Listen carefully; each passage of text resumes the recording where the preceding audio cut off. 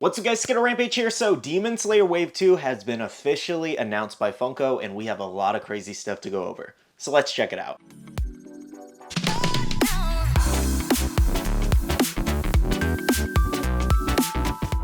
Hey everyone, welcome back to another video. I hope your Wednesday is going well. Today is the beginning of Funko Fair 2023, and we did have Demon Slayer Wave 2 announced today. Alright, so before we jump into everything we have to talk about today, we do have our question of the day, and that is, what was your favorite reveal from this wave? Okay, so obviously this morning was a little bit hectic and crazy. Drop a comment down below, how was your morning? Like, are you guys overwhelmed? Are you guys doing okay? Were you able to get everything you needed, or are you just kind of like frustrated this morning? How you guys feeling today? Because I'm just kind of like, it's another drop day, so I'm just posting links all day, making images, doing video stuff and things like that. So I'm definitely overwhelmed, but it's the usual. Anyways though, as I stated earlier, we do have a lot of brand new things in this wave and some things that weren't announced, funny enough. Now the two things that were not announced in this wave for some reason but were previously shown off by Funko themselves was Sanemi, the Funko Shop exclusive, as well as Inosuke here. Now, I was under the assumption that Inosuke was a common, however, he wasn't announced in this common lineup for some reason,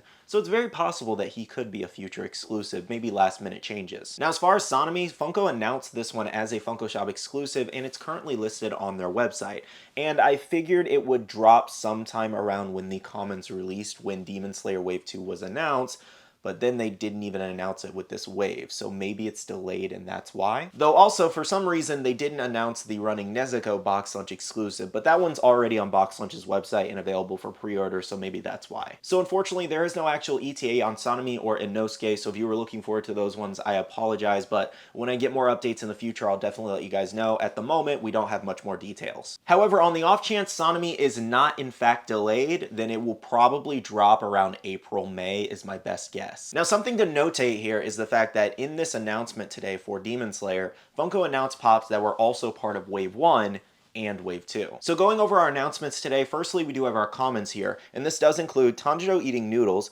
Kind of funny, he looks very angry in that pop to be honest, but it does look really good, to be honest. I think they did a great job. He just looks angry. Rengoku the Common is next up there. We also did have first looks at Rui. Oh, that mold is freaking fantastic. I love it so much. I can't wait to see what that turns out to be in person.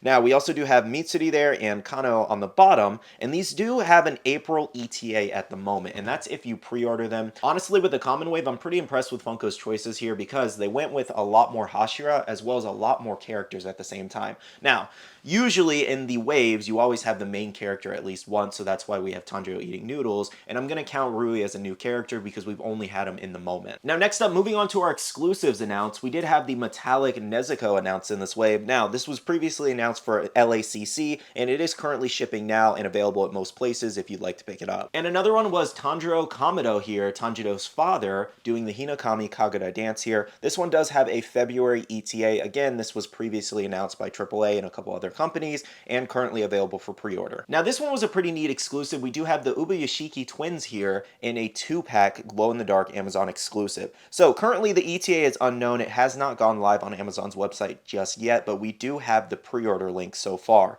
Now, as you can see, the lanterns do glow. I felt like this was kind of like an unnecessary glow-in-the-dark in my opinion. I think it would have been just fine as a regular exclusive 2-pack to Amazon. The lanterns glowing is a nice touch, but as far as glows go, it's pretty weak in my opinion. Now, two other details that I felt were odd was that they named them final selection guides instead of actually putting their character names, which I felt like that was really weird, but Final Selection Guides is also accurate at the same time, so I'm not going to make too much of a fuss. I would have preferred their names, though, personally. And something else they didn't do is the fact that they didn't actually shade their eyes, like, according to what they look like in the show. They shaded them purple, which was a really nice touch, but they didn't do, like, kind of like the line shading in their eyes, which I thought would have been really nice, but the shaded purple also looks good. But don't get me wrong, I think this is a very unique 2-pack to make, and I'm glad they did. Now, next up, we did have Kagaya Unbuyashiki here. This one was a nice little surprise. This one was never leaked or rumored, it was just announced today, which was really cool. Now, we do have a Crunchyroll exclusive as well as a GameStop exclusive, so this is a double exclusive. You can get it at both places right now at the moment, and they should both still have it in stock. Now, Crunchyroll does have an April ETA, and GameStop does have an ETA of February 13th, 2023.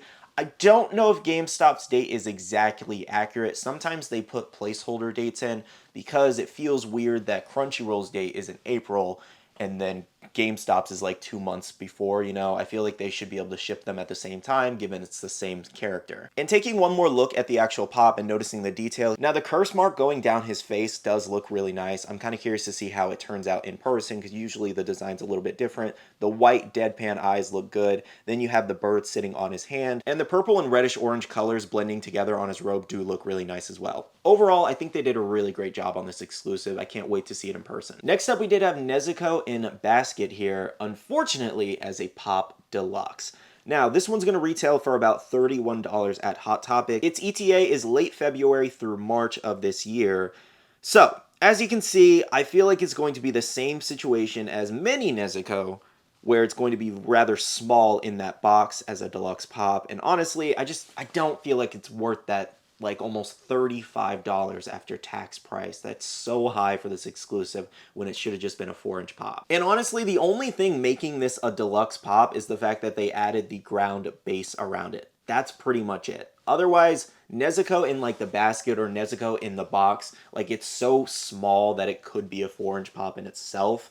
And it's just like somebody made this comment on Instagram and they made a really good point. They made one of the smallest characters into a Pop Deluxe somehow. I don't know. I just personally think that this one would have been better as a common or just as a regular 4-inch exclusive. It did not need to be deluxe. Here we did have a Barnes & Noble glow-in-the-dark exclusive for Kanao. So, as you can see, her eyes do glow purple, which is really nice. I'm glad they actually did that. I think it's going to look really cool. Then you have the butterfly in her hair glowing like a greenish pink, and it looks really freaking neat. It almost looks blacklight. Then her clothes are glowing purple, as well as her kind of like, I forget what that's called, but basically the white portion is glowing, and then the butterfly on her finger is glowing, and her shoes are glowing. So this is like almost a full glow, essentially, outside of the hair. Now, even though this one does have a really nice glow, it's just kind of one of those things where they just make a common glow-in-the-dark that didn't need to be glow-in-the-dark, you know? Like, this one's just a weird kind of glow at the same time, even though it's really nice. Also, just to mention, this one hasn't currently gone live on Barnes & Noble's website just yet, so the ETA is unknown. I really hope it's not another Megami situation, the Jujutsu Kaisen exclusive with the frogs, where they never just put it up. Like, Megami never went up. Now, some stores have slowly been getting him in, but he's never gone live for pre-order online. So, kind of weird, and I hope it's not the same situation with Kanao. Now, our last exclusive to go over is glow-in-the-dark Rengoku here over at Walmart. Now, this one does have a release date of 3/18/23 and did sell out very, very quickly. A lot of people were after this exclusive. Now, as you can see, they just took the common and made it glow in the dark. There are no flames, and I'll tell you in a second why that is. But I will say he does have a very vibrant glow, but at the same time, they didn't make the white portions on his clothing glow for some reason like they did Kanao. They just made the red flame tips, as well as the flames on his pants. So mostly just the yellow and orange portions on him do glow. It was kind of weird that they didn't do something similar like Kanao. And again, as I did just mention with Kanao and many other really cool glow-in-the-dark pops, not something that should have been glow. At least that's how I feel. I think it's really cool and I want to pick it up for my collection. I'd rather pick this one up over the common. But at the same time, I just know for the season 2 waves where he was using his flames, they're going to make some kind of like really cool exclusive for that. So is it worth waiting for that? Or maybe just picking this one up now and then selling it later? I really don't know. But for those wondering why this one is just a glow-in-the-dark version of the common, in season 1, if I'm not mistaken, he never actually used his flames. When they were introduced, they were just kind of standing there. And that's why most of these Hashira pops so far are just them standing there in simple poses. So when Funko acquires the season 2 license and starts producing Funko Pops for season 2, just know those molds are probably going to be nuts. Now overall with this wave, I'm gonna say I like the fact that they did a lot of new characters and some of the exclusives are really nice. But at the same time, they didn't have a lot to work with.